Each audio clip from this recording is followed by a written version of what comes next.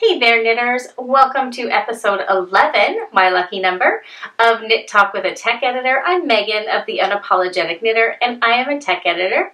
Welcome to our Sunday special episode. This is a follow-up to this past week's technique tutorial where we looked at how to pick up and knit stitches along the edge of your work using the golden ratio method. Today was a special write-in request asking to demonstrate how to pick up and knit stitches around the edge of a collar. So I'm going to put you over to a top-down video camera so you can see the demonstration live. For this demonstration, I've knit up a little approximation of a neckline. I cast on at this top edge. I increased along the neckline edge to sort of mimic the shaping of a collar and cast on stitches along the front edge. This would mimic a top-down style sweater or a bottom-up style sweater where you may bind off neckline stitches and decrease along the collar edge. These two markers are simply visual indicators of what might be the location of your shoulder seams if you were having to seam many shoulders. The basic idea behind picking up stitches around an edge, in my opinion, is if you have columns of stitches where you've got a horizontal edge where you've cast on or bound off, whether it's at the top of the sweater or in the center front of the sweater where you've maybe cast on or bound off stitches, you want to pick up one stitch for every column. So you'll be working into each V at the top of your row. When you're working down the angled edge of your sweater, that's where you're going to use your golden ratio. For the purposes of this example, we're going to say that our golden ratio is 3 stitches for every 4 rows. Because I knit this, I know that I have 8 rows total between the start of this and where I cast on stitches for the front edge of the collar. So I will be picking up 3 stitches for every 4 rows over a total of 8 rows, meaning that I will be picking up a total of 6 stitches. So we're going to start at a shoulder seam. As I mentioned earlier, these markers are indicating the approximation of a shoulder seam. Because we don't want to have any interruption to our stitches along the front of the sweater, you just want to make sure that your beginning of round is nowhere along the front of your sweater. You can always do it at a shoulder seam or at the center back of your neck. I just prefer to start at a shoulder seam. So we're going to start by inserting our needle from front to back into that top V, and I conveniently marked it with this marker so I can pull it apart. Here are the legs of your V, and here is the cast on edge. So you're simply going to insert your needle from front to back, wrap the yarn or loop around it, and pull it through. We're going to go to the next V, insert our needle from front to back, making sure we're under both legs. At the top, wrap the yarn and pull it through. Again, into the next V from front to back, making sure you get both legs and wrap it through. So now we're at the angled edge of our neckline, and this is where we're going to employ the pickup ratio of 3 stitches for 4 rows. Because I've got 8 rows down here, I'll be picking up 3 and skipping the 4th row, picking up 3 more and skipping the 8th row.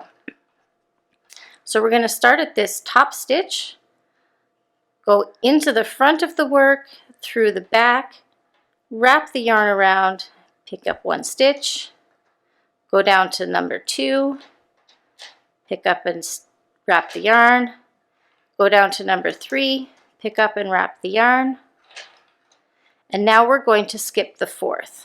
Now we're going to go down to the 5th row, pick up and knit and wrap our yarn, the 6th,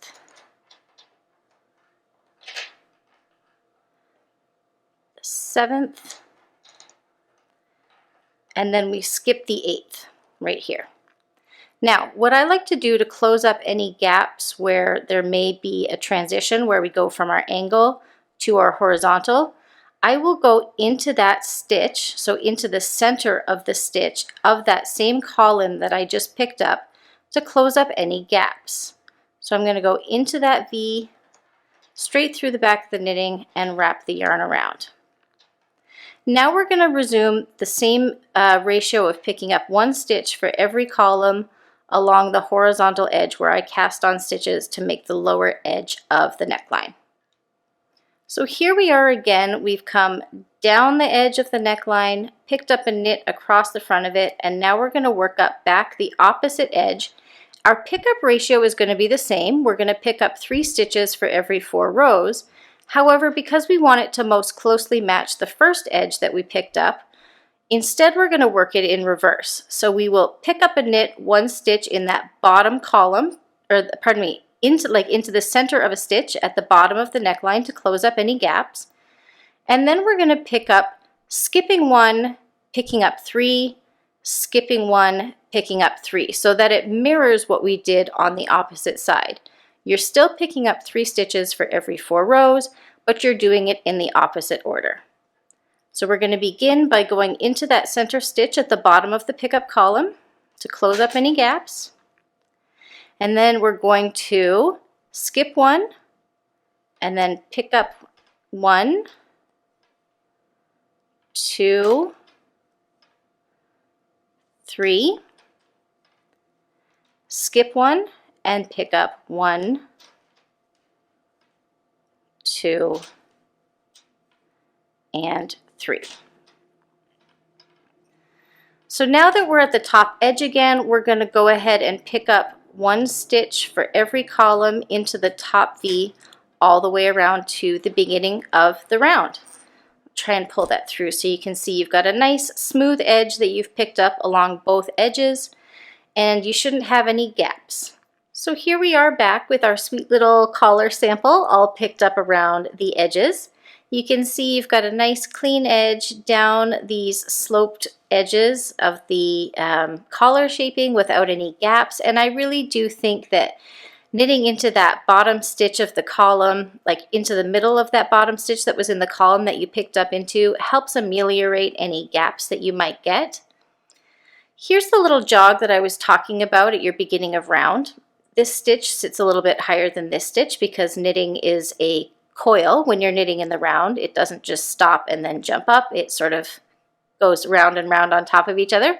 So you can always use this tail, and when you weave in your ends, just try to pull that edge down as close as you can so you don't get an obvious jog, but that's why you don't want it at the front of the sweater. That's actually, I even prefer not to do that at the back center of the sweater because I worry that you would notice it.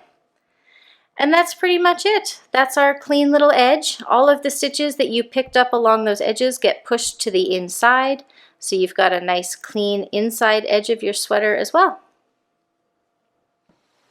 I hope you enjoyed that little demonstration. One quick thing that I wanted to mention, when you're picking up stitches around a neckline, if your pattern doesn't call for going down a needle size.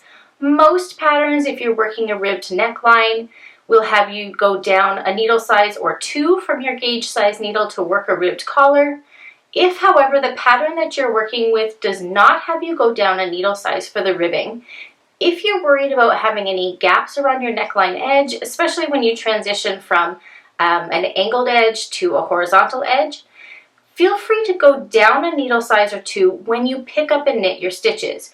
You can always go back to your gauge size needle while you actually work the ribbing and work the bind off, but picking up the stitches, you can go down a needle size just to help close up any gaps that you think you might get between those angled edges and your straight edge.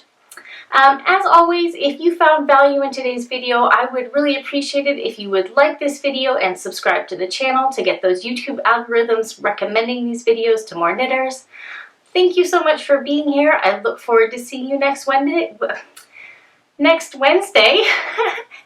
And as always, happy knitting.